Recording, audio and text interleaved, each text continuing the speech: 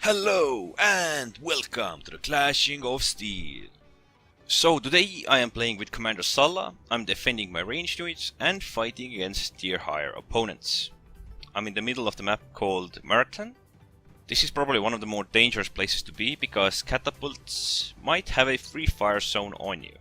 Other ranged units might harass you and in the end you might lose a lot of troops. As you can see, the friendly slingers are already doing their job. They are excellent at this range, and since the opponents have pushed a bit towards us, they can actually harass them rather well. I will try to move behind them, defend them, and help them out any way I can. I'm trying to be a dedicated defender. As you can see, the cavalry is also trying to defend the slingers. I think I have a better chance of aiding him than the cavalry. Although cavalry can handle some situations, most opponents they can't go head on with.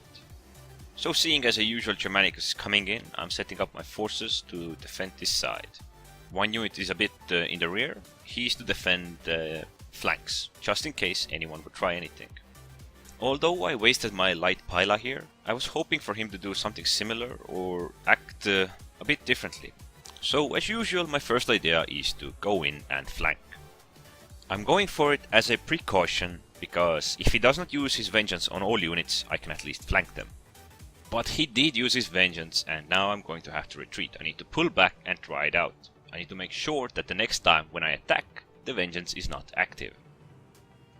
The main reason I have a chance against him is that he's playing armored units and I'm playing Commander Sulla. The Sulla can have an edge against the Germanicus.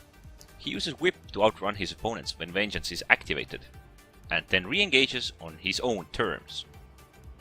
As you can see here, I outplayed his vengeance, and now I use my proscription and whip ability to overcome his units. Although Germanicus was one tier higher than me and was playing heavy armored units, I can overcome him thanks to proscription and the whip. You can see that Alexander, 2 tiers higher commander with cavalry, came at me from the front with a huge devastating charge. He took down around 1/3 of my health bar, but since I was facing him, he did not nuke me and he could not rout me. Although the damage was huge from the impact, in overall, he failed. If he would have come around me and from the side and from the front at the same time, he could have destroyed me. He was 2 tiers higher, and because I turned towards him, the charge was weaker compared to the charge from any other direction. So back to the Germanicus who I am fighting. As you can see, he is almost defeated. One of my units has suffered heavy casualties, but that is because he forced both of his units upon that unit of mine. Although I defeated him thanks to a bit of help and a bit of flanking, he was still quite strong for having armored legionnaires and superior damage and armor compared to my units, but with the subscription and whip support, I was able to defeat him with also some help from the cavalry. As you can see, the pikes are hoping and trying to get in on me. I am pulling back some of my forces to defend the slingers, and I'm leaving one of those there to fight. Because his morale is already suffering and his health is low and holding back 2 units at the same time, I might as well keep him there for other opponents to focus. While I am trying to finish off the swordsman back here, hoping that I have bought myself enough time with those remnants back there, it seems that the pikemen are still coming in for a greedy kill. But since he does not know how to deploy himself the best, I was able to escape. And because 2 units of opposing spearmen are fighting a single unit, the cavalry now sees an opening. Actually, fighting pikes might not be the best option. The pikes have incredibly strong pushback and somehow don't lose as much morale as you think they might. Most of the time when you're fighting pikemen and they're gonna be turning, you're hoping for them to rout real fast, but it might not turn out that way. They might be Leonidas and they might use hold the line or even consumable share wine. I have personally used it with Leonidas just to withstand incredible odds and incredible situations.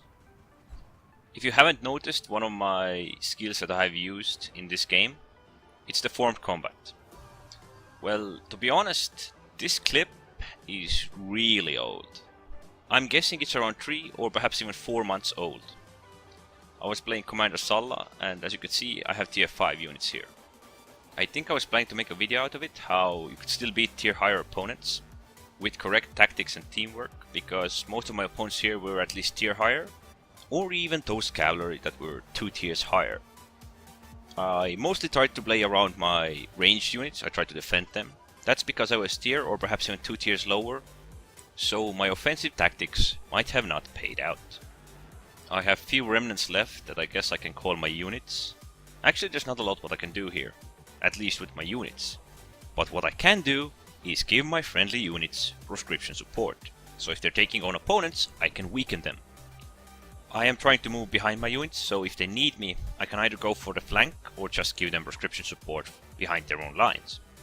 Although the numbers in both of our team are rather equal, we are capping, and in the end we will win with it. So if you know how to play your units, it doesn't matter if your opponents are tier higher or not. You can use your units to defend your archers, or you can just use them to support your teammates. Sending them head on first into battle, of course you might not do anything against tier higher opponents. But that is why you need to be more tactical and less about the brute force. You need to think and act accordingly, because tier higher opponents have superior damage, most likely superior armor, and going head on against them will most likely be a suicide. So if you're playing infantry and you are tier lower, your best bet is always to defend your ranged units. But when you play ranged units yourself, the tactics don't much change. You just need to be very careful about other ranged units who might counter you.